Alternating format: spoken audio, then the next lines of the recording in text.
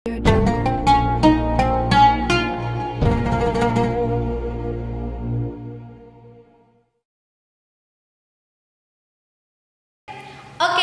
kalian yang belum nonton video sebelumnya, kalian bisa cek link di atas ini atau di bawah deskripsi di bawah. Oke, lanjut aja nih Teh Yuni. Sebelum ke tipsnya, makna pola hidup sehat itu seperti apa sih?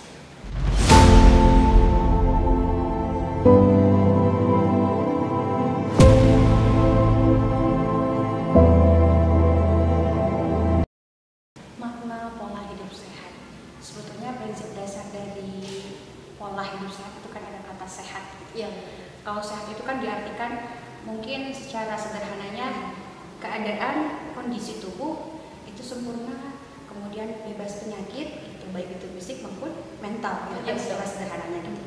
Kemudian tapi tadi ada kata pola hidup sehat, berarti ada kata polanya ya. Pola itu kan kalau bahasa Inggrisnya pattern ya, apa gitu pattern ya. Artinya sesuatu yang memiliki keteraturan, sesuatu yang memiliki pola itu kan keteraturan atau pattern ya. Nah, sebetulnya berarti pola hidup sehat itu adalah keteraturan untuk hidup yang sehat. Artinya tadi bebas dari penyakit, baik itu fisik maupun mental. Iya, betul. Ya. Tetapi menurut saya pribadi, justru pola hidup sehat itu sebetulnya adalah ada aksi nyata untuk sehat. Iya gitu. Karena tadi kan di awal dipaparkan di episode pertama kita memaparkan bahwa kita mudah loh mencari informasi tentang pola hidup sehat. Iya. Banyak banget di informasi di Google dan yang lainnya. Tetapi yang sulit itu adalah aksi nyata yang prakteknya. Iya betul, itu yang paling sulit ya. Nah maka dari itu, gimana caranya supaya pola hidup sehat itu menjadi bagian dari kehidupan kita, bukan hanya sebatas tuntutan atau karena tadi kasus saya tadi tuh kesalahannya, karena tuntutan pengen nurunin kolesterol, Ya. padahal bukan hanya sebatas hidup itu, tapi justru kita bentuk suatu kebiasaan. Gimana sih caranya supaya kita terbiasa? Ya kita harus yang namanya berlatih. Oh iya. Terus dilatih supaya jadi biasa. Iya. Alam bisa karena Terbiasa, iya. Satunya. Benar. Nah yang susahnya itu kita prakteknya yang susah, aksi nyatanya yang susah. Iya betul. Makanya percuma kita istilahnya mengagungkan pola hidup sehat, kita percuma bahas pola hidup sehat dari awal sampai akhir gitu, tentang bagaimana mekanismenya. Kalau tidak dipraktekkan ya percuma, itu sia-sia. Iya betul sekali. Karena segala sesuatu kalau kita punya materi itu harus dipraktekkan ya. Ilmu. Iya. Mengamalkan ilmu. Iya betul. Jadi gimana nih tips 4 itu? Tahan dulu ya, sebelum 4 tahapan itu saya mendengar Dr. Zaidul Akbar itu pernah bilang seperti ini. Kalau puasa itu diilustrasikan ke dalam dua petani gitu kan. Dua petani di kita itu kan ada yang petani organik sama petani yang biasa, yang biasa. Kalau petani yang biasa itu kan cenderung menggunakan yang namanya pestisida, zat kimia. Iya. Itu kan ketika disemprotkan ke dalam tanaman itu kan berbahaya. Yang dimakan memang sayur gitu. Iya. Tapi kan sudah terkontaminasi oleh zat-zat yang berbahaya dari pestisida itu. Makanya kita sebelum kita masak sayuran itu, usahain si sayuran itu kita rendam dulu misalkan di air garam sedikit supaya bisa mengurangi zat kimia itu.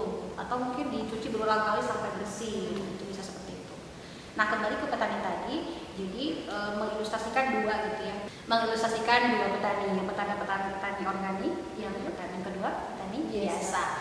Nah tiba-tiba sama Allah dikasih hidayah tuh, yang petani biasa itu yang menggunakan pestisida itu dikasih hidayah sama Allah, ini ilustrasi ya. Iya. Dikasih hidayah sama Allah hingga ingin beralih kepada pertanian yang organik. Nah yang dilakukan petani ini sebetulnya dia melakukan yang namanya fase land clearing ya. Kalau dalam bahasa petani itu land clearing kan. Nah land itu kan apa? Tanah ya. Tanah ya. Kalau clearing itu kan membersihkan tanah ini seperti ini.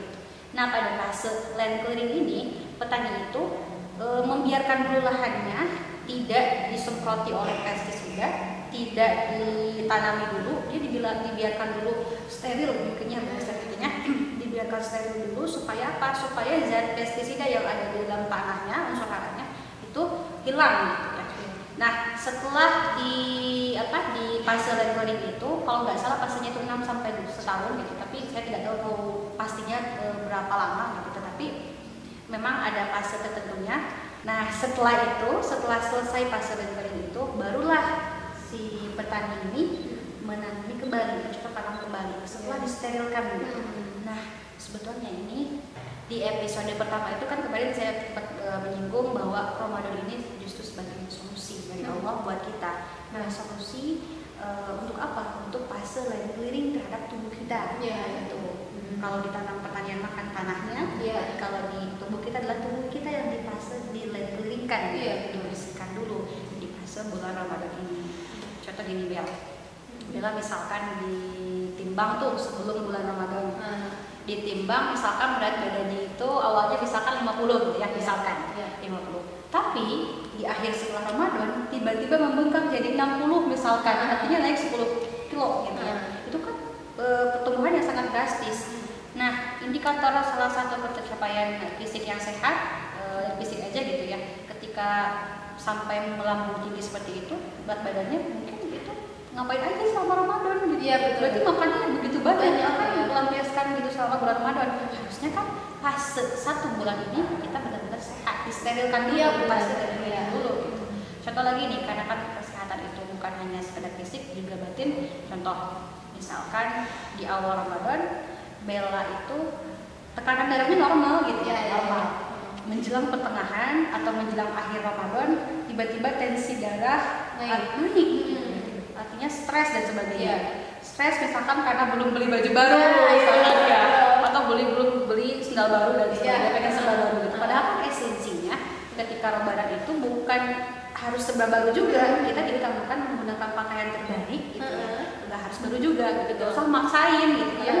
Kita itu memperumit diri sendiri, padahal itu simple gitu, perintah agama simple, tapi kita sendiri yang memperumit diri. Akhirnya stres lah dan sebagainya. Padahal kan seharusnya ketika pas Ramadan itu kita benar-benar harus yang namanya istilahnya raih kesempatan itu untuk mendapatkan ketenangan batin. Nah, justru batin kita harusnya lebih sembuh, lebih sehat gitu ya di bulan Ramadan. Kenapa? Karena kita kan banyak ibadahnya. Setiap hari juga ketika bulan Ramadan itu jadi ibadah kalau niatnya betul, termasuk tidur kan? Tidur juga termasuk ibadah juga saat bulan Ramadan. Tapi tidur yang seperti apa? Yang jadi ibadah gitu. Kalau tidur dari pagi sampai sore lagi ya itu bukan ibadah, malah mendapatkan madarat gitu. Ada tuh episode yang itu yang dibahas sama Bunda Ani Cikokom, bisa cek aja di video sebelumnya. Jadi gimana Teh? Terus lanjutannya gimana? Jadi gimana nih Teh? Fase clearing buat diri kita nih. Nah, ini nyambung dengan 4 tahapan tadi yang saya bilang. Nah, yang pertama mungkin ini selalu diagung-agungkan di mana-mana, selalu dititik beratkan gitu. Termasuk dari podcast Bunda Ani yang sebelumnya juga itu satu apa? Yang poin pertama, niat. Itu niat. Niat itu selalu ada di mana-mana. Bahkan kan dalam Islam juga dalam hadis Arba'in dijelaskan bahwa untuk yang pertama itu kan innamal a'malu binniyat. Didasarkan oleh niat. Bila mau bangun rumah, fondasinya dibuat asal-asalan tuh. Ketika mau membangun rumahnya atau membangun tiangnya pasti akan cepat roboh, tidak kuat karena fondasinya tidak kuat. Tapi kalau Bella saat mau bangun rumah misalkan si fondasinya benar-benar dikokohkan, dikuatkan, ketika mau bangun rantai berapa lantai pun, membangun atau mungkin memasang tiang pun pasti akan kokoh. Kenapa? Karena fondasinya kuat. Niat itu juga merupakan fondasi. Jadi percuma ketika kita mau melaksanakan pola hidup sehat tapi niatnya belum kokoh. Masih sebatas misalkan karena terpaksa, karena misalkan tadi tuntutan tadi seperti saya gitu, kesalahan saya kemarin ya yang saya lakuin pas saat nurunin kolesterol itu. Jadi tidak seperti itu. Harus dilandasi dengan hati yang kuat. Dan niatnya karena siapa? Karena Allah Ta'ala. Betul. Tiada yang lain selain Allah Ta'ala gitu. Makanya ketika proses pelaksanaannya pun insya Allah sama Allah dibantu ketika niatnya sudah benar. Jadi pertama itu adalah kembali ke niatnya. Nah, berikutnya kalau sudah niatnya yang kuat, itu yang kedua. Jadi saya singkat dengan kata MSS. Apa tuh? MSS. MSS bagi singkat di sini MSS. Kayak BTS Ya, ya. MSS ada SS-nya. Ya, BTS bincang tamu sultan. Kalau saya MSS. Apa itu MSS? MSS itu adalah mulai sekarang dari yang simple. Oh, betul sekali. Mulai sekarang dari yang simple. Ya, kenapa MSS itu jadi poin tahapan yang kedua? Karena dalam istilah psikologi itu ada namanya prokrastinasi. Ya, sikap kita ditunda-tunda, menunda-nunda gitu. Contoh nih, kita punya tugas. Misalkan Bella punya tugas, ketika punya sifat prokrastinasi, ketika mengucapkan nanti deh, besok aja. Atau dari seminggu lagi misalkan. Terus pas besoknya, besok aja deh, masih ada waktu. Terus saja besok aja, nanti aja gitu. Akhirnya kan mengerjakan mepet di akhir. Akhirnya kan yang harusnya pekerjaannya istilahnya baik, bagus hasilnya, tapi jadi berantakan karena buru-buru. Karena misalkan tadi itu ya deadline-nya udah mepet. Iya. Jadi kebiasaan itu yang memang harus kita coba kita perjuangkan untuk ditunda dulu gitu untuk memiliki sikap seperti itu karena itu menghambat kita. Ya tadi MSS mulai dari sekarang dari yang simple. MSS Itu tips pola center ya untuk mengawali.